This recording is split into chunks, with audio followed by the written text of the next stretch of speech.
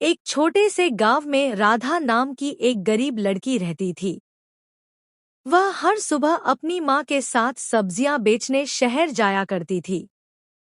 मेहनती, ईमानदारी और नम्रता उसकी पहचान थी। उनका परिवार बहुत ही साधारण था, लेकिन राधा कभी किसी से शिकायत नहीं करती थी।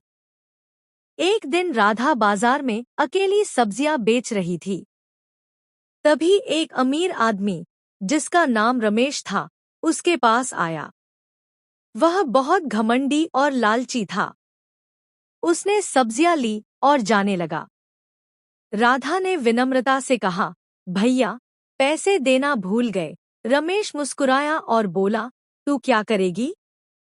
भगवान पर छोड़ दे, और हंसते हुए चला गया। राधा उदास घर लौट आई। उसने माँ को भी कुछ नहीं बताया, बस भगवान से प्रार्थना की, हे भगवान, सब देखना, मैं कुछ नहीं कहूंगी। कुछ महीनों बाद रमेश का व्यापार धीरे धीरे गिरने लगा। उस पर कर्ज चढ़ गया। लोग उसका भरोसा खोने लगे।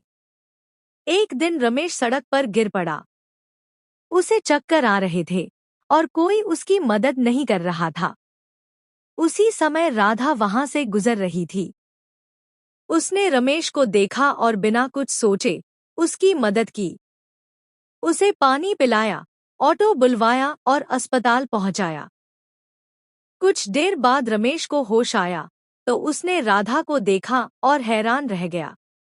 उसकी आंखों में आंसू थे।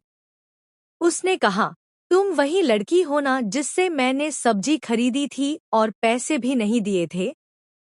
उसके बाद भी आज तुम ही मेरी मदद कर रही हो?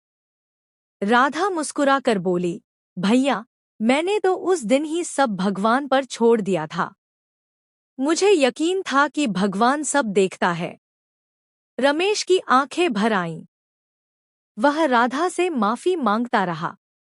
उसी दिन से उसका दिल बदल गया। उसने गरीबों की मदद करना शुरू कर दिया और फिर से ईमानदारी से काम करने लगा।